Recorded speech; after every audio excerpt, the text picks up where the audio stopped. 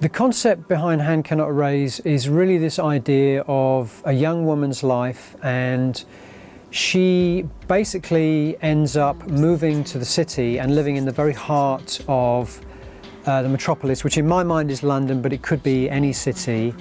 And she essentially starts this process of erasing herself, disappearing, and becoming increasingly more isolated from the outside world, to the extent that she disappears and no one notices.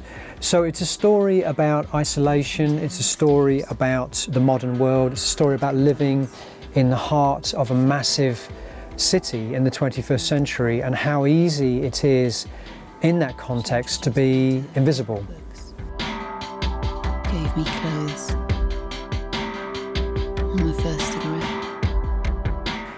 Joyce Carol Vincent was a fascinating story. You know, the idea that someone could be living in the heart of a massive metropolis area like London, and yet disappears so perfectly from view that even her friends and her family didn't miss her for more than 2 years.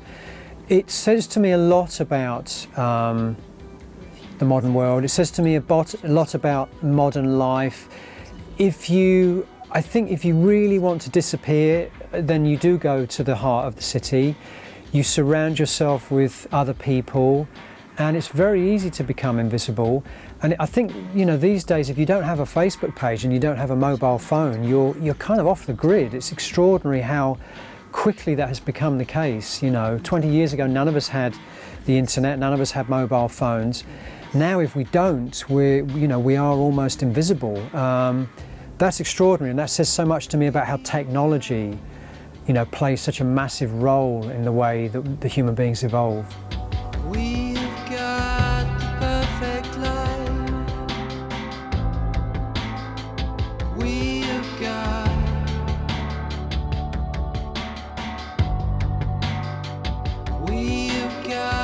the perfect life. We've got. The main inspiration for me with every record is always the same, which is I don't want to repeat myself. So in a sense, all I'm looking for is something that's distinctly different from the album that came before. And The Raven That Refused to Sing was a particular kind of record. It was almost like my love letter to the classic era of 70s progressive music. I didn't want the album to sound, you know, particularly modern. I wanted it to sound almost old-fashioned in a good way, or more vintage in that respect. And this album is almost the opposite. It's very much set, as we discussed, it's very much set in the 21st century.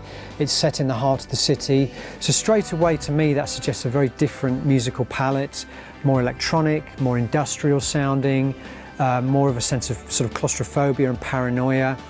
And I think that, you know, for me, that inspiration is always coming from what I did in the past.